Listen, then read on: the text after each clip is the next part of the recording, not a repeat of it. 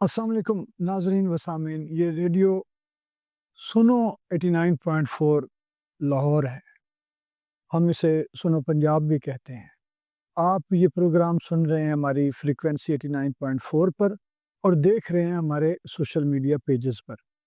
آج ہمارے مہمان ایک اتنی بڑی شخصیت ہیں، اتنا بڑا عہد ساز نام ہے کہ میں یہ پورے وثوق سے کہتا ہوتا ہوں، آرٹ اور لٹریچر کے ایک طالب علم کے طور پر اور ایک صحافی کی حیثیت سے، کہ اگر ہم ایشیا میں سے، پورے ایشیا میں سے چند نام نکالیں جنہیں ہم ممتاز مجسمہ ساز، مصور اور خطاط کہہ سکیں، تو ان میں سے ایک نام منصور زبیری صاحب کا ہے۔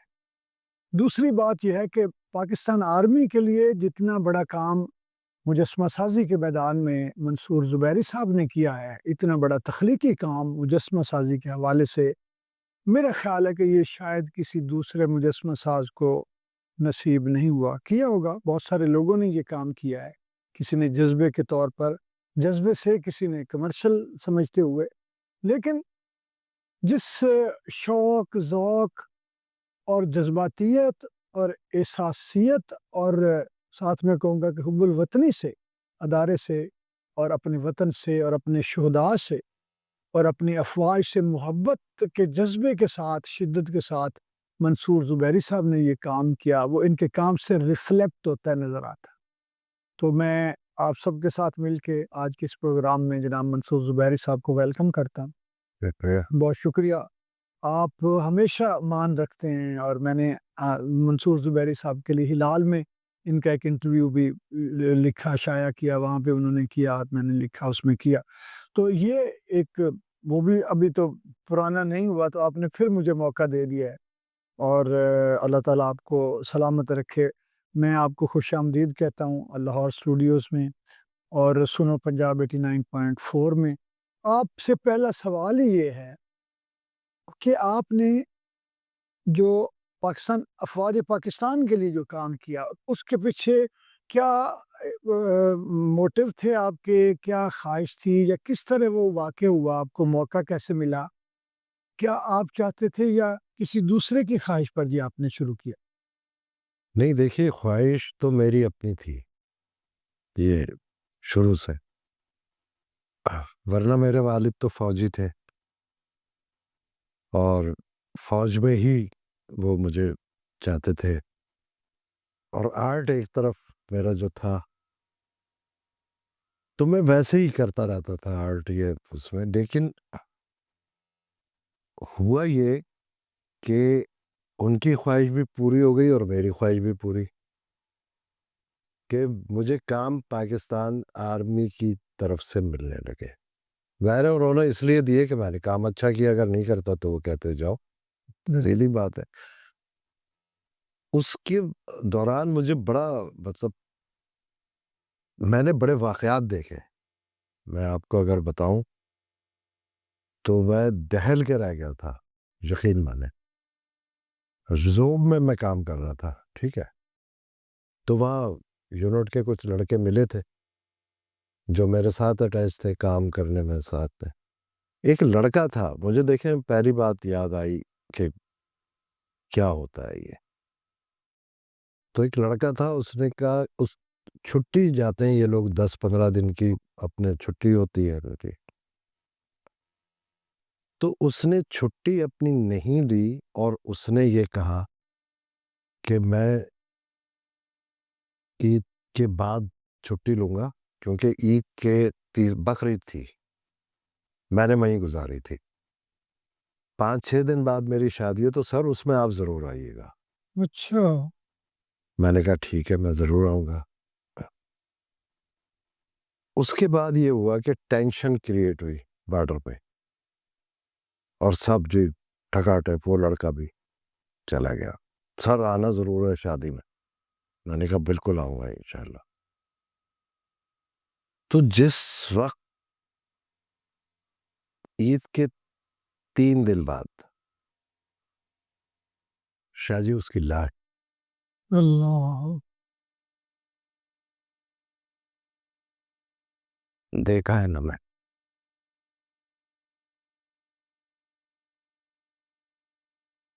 وہ منظر نہیں جاتا.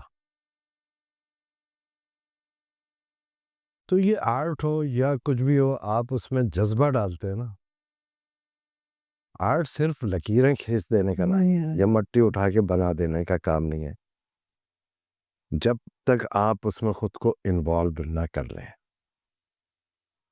اس کے بعد پھر خیر بہرحال وہ میں بتا رہا ہوں کہ کیسے کیسے میری اور اللہ سے میں اپنے لگاؤ کا کشتی ہوں. شہادت کا جو ایک جذبہ ہے یا شہادت کا جو سفر ہے شہادت کی طرف، غازی اور شہید کا جو رتبہ ہے اللہ تعالیٰ نے وہ آپ کو دکھایا جب آپ ان کی یادگاریں بنا رہے تھے ان کے لیے. جی بالکل ایسا تو ہوا رب ہے. تعالیٰ نے پھر وہ آپ کو جو ہے یہ ایک طرح سے جیسے ہمارے افواج پاکستان کے جو نوجوان ہیں، جو ہمارے جوان ہیں، ہمارے آفیسرز ہیں، وہ تو گزرتے رہتے ہیں اپنے بھائیوں کی. جیسے تو چیف آف آرمی سٹاف نے کہا کہ ہم کامریڈز ہوتے ہیں، ہم ایک Exactly. دوسرے کے ساتھ کندھے سے کندھا ملا کے وہاں ساری چیزیں بھول کے صرف ہمیں ایک دوسرے کا شانہ محبت پیار اور یگان کا بالکل ایسا ہی. یاد رہ جاتی ہے. تو آپ نے شاید اس لیے اللہ تعالیٰ مجھے نہ معلوم کیوں یہ اس وقت یہ قصہ یاد اور اس وقت آپ کی آنکھوں کے جو آنسو ہیں، آپ کی رکت جو ہے پھر جب میں گیا ہوں وہاں پہ خواجہ خیلہ میں کام کرنے گیا تھا یہ اسکلپچر،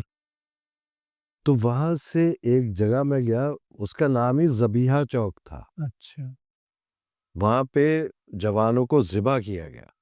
اور وہ تو یہ جو لوگ اتنا آسان سمجھتے ہیں نا، یہ اتنا آسان اتنا ہے. آسان نہیں ہے، اتنا آسان نہیں. ان کو پتہ نہیں ہے کہ اپنی جان ہتھیلی پہ رکھ کے دشمن کی طرف بڑھنا اپنے وطن کی حفاظت اس سے. میں پھر اس دوران یہ دیکھیں کہ ان میں بھی شوق ہوتا ہے، ٹھیک ہے نا. تو مختلف جیسے مجھے ملتے تھے لوگ ملتے تھے، اس میں بھی بڑے شوقین.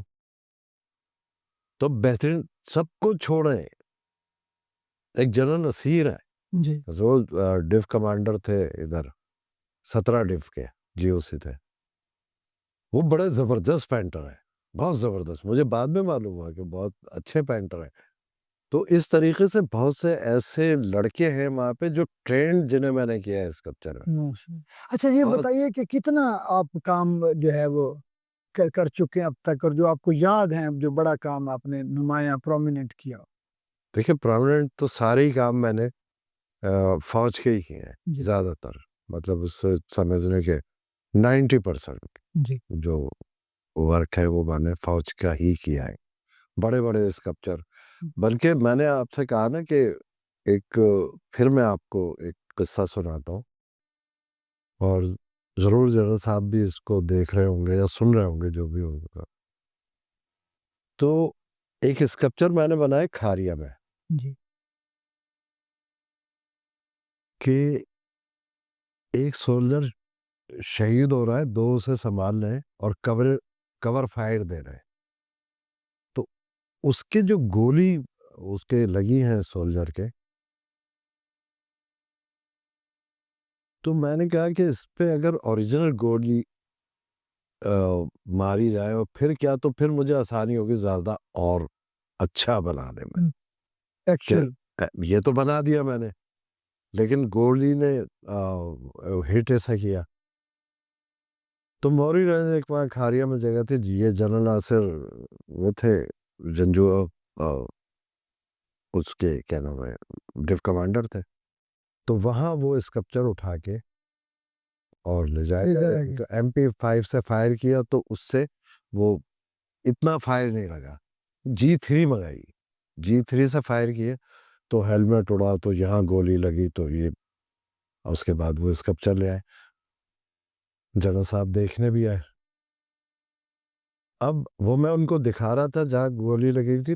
اب ان کو دکھا کے دیکھیں یہاں گولی لگی ہے، اس کے یہ ایسے جو اوریجنل فائر ہوا ہے ایسا یہ کیا وہ کیا. 2-3 منٹ کے بعد وہاں سے خون نکلنا شروع ہو گیا. میں بھی حیران، جنرل صاحب سب حیران کہ یہ کیا ہے، خون کیسے نکل رہا ہے. میں بھی پریشان کہ یہ کہاں سے نکل رہا ہے خون. خیر وہ دیکھا تو وہ میں نے بتا رہا تھا نا کہ یہاں سے گولی لگی اور اس کو ایسے کیا. تو اندر آرمیچر تھا جو لوہے کی تاروں کا تھا، وہ اس پہ میری انگلی لگی تھی، میری انگلی سے خون تھا. اور جو جب میں نے ہاتھ نکال لیا تو خون باہر آیا. تو میں نے اس موقع پہ ان سے کہا تھا دیکھیں ہم بھی انگلی کٹا کے شہید ہو گئے, ہم بھی داخل ہو گئے. تو یہ بعض اوقات بڑے اچھے ایسے میرے ساتھ واقعات ہوتے رہتے ہیں. تو جی ایچ کیو میں بھی کچھ آپ کے بنائے ہوئے مجسمے موجود ہیں؟ جی ایچ کیو میں بھی بالکل جی ایچ کیو کے برابر ہی ایک وہ یعنی دیوار سے دیوار بنی ہوئی ہے. تو اندر بھی ہے وہ پینٹنگ ہے, لیکن وہ 408 ایک اس میں بہت بڑا ایگل اور ایگل ہے. ایگل ہے. اچھا. تو اور مارخور بھی مارخور تو میں نے بنایا زوب میں زوب میں مارخور اور ایگل. ایگل اور پاکستان نیوی ایئر فورس کے لیے. جی نیوی میں تو جو میوزیم ہے آپ کا, اب نیوی کا تو ابھی میں کر کے آیا ہوں 2 سال پہلے ڈاک یارڈ میں, بہت بڑا میرول ہے. اچھا. وہ میں نے کیا ہے. ابھی بھی ان کا منوڑا پہ, ابھی میرے آنے سے 1 ہفتے پہلے انہوں نے مجھے وزٹ کرایا تھا منوڑا کا. تو منوڑا میں ان کا آڈیٹوریم بنا ہے, اس میں کچھ کرنا ہے, کچھ گیٹ شیٹ بن رہے ہیں ان کے, اس میں بھی ابھی یہ مطلب 1 ہفتے پہلے کی بات بتا رہا ہوں, آنے سے 1 ہفتے پہلے کی. تو اور یہ اور ایئر فورس کا تو وہ ایئر مین اکیڈمی میں بڑے میورل کیے میں نے. بہت. اچھا یہ بتائیے, ایک میں بس پروگرام ہمارا تھوڑے وقت کے لیے ہم کیونکہ کرتے ہیں, سوشل میڈیا پہ بھی ہوتا ہے, آپ یہ بتائیے کہ پاکستان میں لگتا ہے کہ جیسے مجسمہ سازی کے لیے کوئی اتنی کمرشل بنیادوں پر کہ جو آرٹسٹوں کو تھوڑی ان کی جو ہے نا کہ زندگی میں آسودگی آئے, وہ اس طرح کا ماحول نہیں ہے. ہم سنتے تھے کہ کراچی میں پینٹنگز, خطاطی, صادقین جیسے آرٹسٹ وہاں رہے اور بڑے بڑے لوگ آئے, تو وہاں کوئی ماحول سارے ملک کی نسبت کراچی میں آرٹ کی قدر جو ہے وہ زیادہ ہے. میں آپ کو ایک بات بتاؤں, یہ تھا کراچی میں اور اب بھی ہو سکتا ہے, لیکن سلسلہ یہ دیکھیں کہیں کی بھی, جیسے ہم یہاں آئے تو آرٹس کونسل تو پہلے نام آئے گا الحمرہ. جی لاہور. جی. پھر Punjab art council, Punjab arts council, Alhamra arts council, یہ نام آتے ہیں. ٹھیک ہے, وہاں جو آرٹ کی ترویج کے لیے یا اس کی سرپرستی کے لیے بنے ہی اس لیے. آپ کراچی چلے جائیں تو کراچی آرٹس کونسل. لیکن سلسلہ یہ ہے کہ میرے آج تک یہ سمجھ میں نہیں آیا کہ اتنے صوبے ہیں پاکستان میں, ہر صوبے میں آرٹس کونسل ہے, یہ الیکشن کی تک کیا ہے؟ الیکشن تو کہیں نہیں ہوتے, نہ میں نے سنے نہ کبھی وہ, اس سے کیا ہوتا ہے؟ کراچی میں بس ہوتے ہیں. کراچی میں ہوتے ہیں تو کیوں ہوتے ہیں؟